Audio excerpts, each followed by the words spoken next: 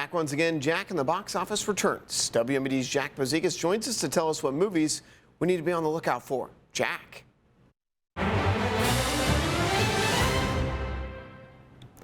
Welcome back to Jack in the Box Office. We've made it through 2025, which means this week we're doing something a little different. I'm breaking down my top 10 favorite movies of last year, so let's get into it. Starting in at number 10, we have Weapons. What can I say? Weapons had me on the edge of my seat while I was in the theater, and it stuck with me for a few days after watching it. It's one of those movies I was telling people about and saying, you really should go see this. Overall, the acting was phenomenal, the story was engaging, and the mystery throughout the film kept me guessing. In the number 9 spot, we have Predator: Badlands. This film came as a shock for me. I remember thinking, a Predator movie where the Predator is the protagonist? Boring. But then I went in and watched the movie and was surprised with just how engaging it was. I left the theater thinking, I cannot wait for more movies that take place in the Predator universe. This is one I'll definitely be buying on Blu-ray when it comes out.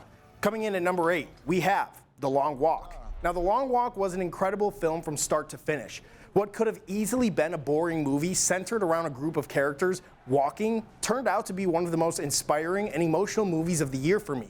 Seeing this group of young men literally walking to their deaths while still finding comfort in each other, even though they were competing against one another, made for such compelling characters. I left the theater wanting to pick up the Stephen King novel that the film is based off of, and any movie that can get me to want to read deserves a spot in the top 10.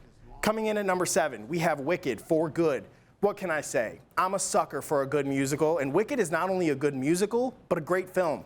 While it dragged on a little bit, the world of Oz is such a fun place to be. Picking up right after the first film's cliffhanger had audiences on the edge of their seats from the moment the film started. It's a fun time. The story is good and the music is incredible. What more can I want from a musical movie? Coming in at number 6, we have Zootopia 2. There's usually one animated movie on my top 10 list, and Zootopia was easily the best animated film of the year. It had good writing, good acting, and jokes thrown in for the adults that were in the audience. Overall, Zootopia 2 was great and maybe even better than the first.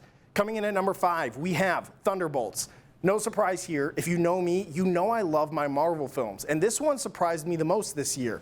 It took a group of misfit characters that, honestly, I didn't really care about, and by the end of the film, not only did I care about them, I actually wanted to see more of the Thunderbolts. This film left me excited for the future of the Marvel Cinematic Universe.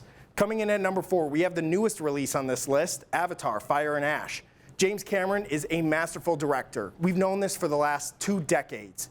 But the way he handles these Avatar films puts you into the world of Pandora. As someone who didn't really care too much for the first 2 films, I left this newest installment eager to see where Cameron takes the 4th installment. Now we've reached the top 3. In 3rd place, we have F1. This film made me feel like I was in the driver's seat of one of those F1 cars. The 2.5-hour film flew by like it was on the racetrack, a testament to how good the writing, directing, and acting was. After Top Gun: Maverick and F1, you can bet I'll be seated at every Joseph Kosinski movie. At number 2, we have Sinners. I truly believe Sinners changed me as a person. The story was incredible, the acting was phenomenal, and the music was out of this world. There is one specific shot in the movie that might be the best cinematic shot I've seen in the last 10 years. Truly, one of the greatest films of the last decade. And finally, my favorite movie of 2025 is Superman. While this might not be the most greatest film on this list for me it was perfect. I've been waiting my entire life to have a Superman movie filled with hope and color, and overall, it was my favorite experience in the theater this year. I loved it so much, I saw the film 4 times in theaters. I left this one eager to see what James Gunn has in store for the rest of the DC universe. No.